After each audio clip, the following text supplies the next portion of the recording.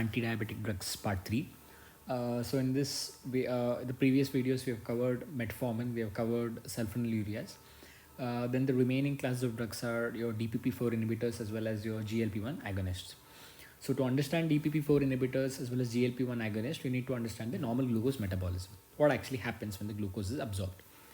So for the first thing is there is the glucose enters the intestinal epithelial cells. There is release of incretin.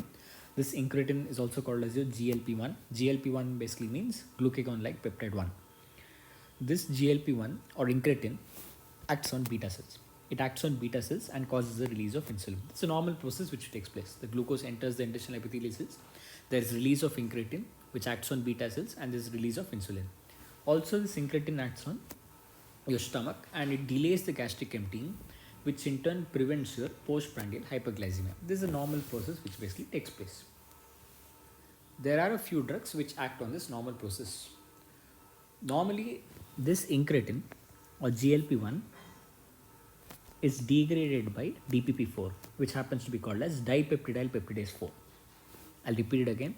Normally, this incretin, which causes the release of insulin, is degraded by DPP4, which is called as dipeptidyl peptidase 4.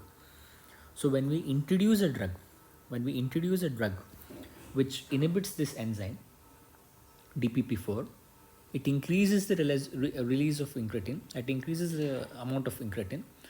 So therefore, there is basically your postprandial hypoglycemia. So we are talking about a class of drugs called as DPP4 inhibitors. These are the class of, let me repeat again. These are the classes of drugs which inhibit the enzyme DPP4, which is responsible for degradation of incretin. Since you're inhibiting DPP4, what actually happens is there's increased amount of incretin, which in turn there's increased amount of action on beta cells and there's increased amount of release of insulin. It prevents the degradation of incretin. So among DPP4 inhibitors, they've only asked few questions from entrance point of view. Of course, you need to know the drugs: vildagliptin, sitagliptin, tenagliptin, linagliptin. One of the questions which has been asked repeatedly happens to be linagliptin being safe in renal failure. It's a previous year's question asked both in your NEET as well as your INA set.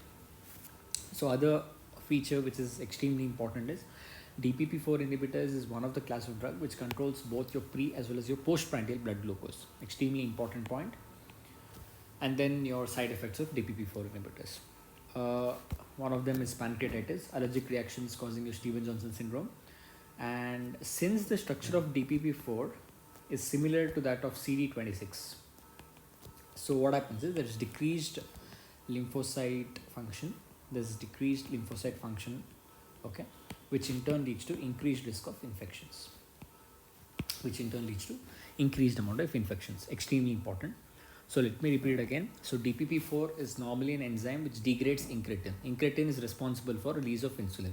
So DPP4 inhibitors are the drugs which inhibit DPP4 enzyme. So hence there is no degradation of incretin. There is increased amount of incretin, which in turn causes your increased release of insulin. These are the drugs: vildagliptin, sitagliptin, tenagliptin as well as linagliptin.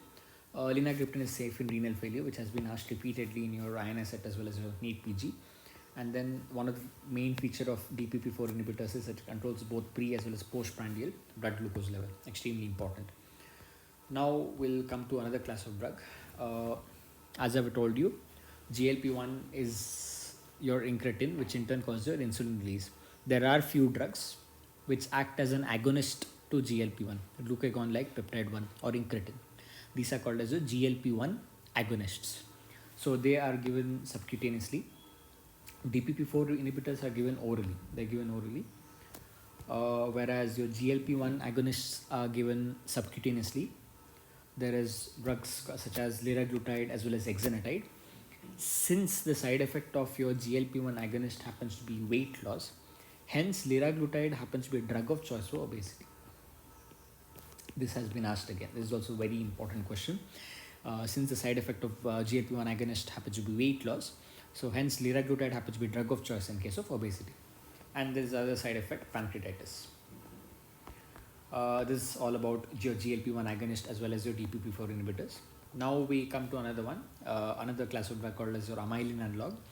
There's only one question asked. Amylin analog includes your pramlintide. The drug is called as pramlintide. The unique feature of this pramlintide is it's used in both your type 1 DM as well as your type 2 DM.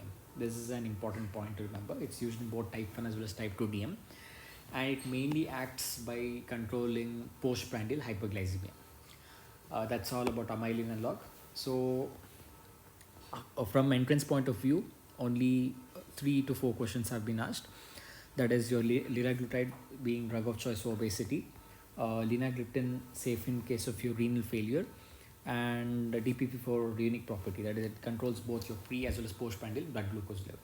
So that's it about DPP4 inhibitor, GLP-1 agonist, as well as your amylin analog. Thank you.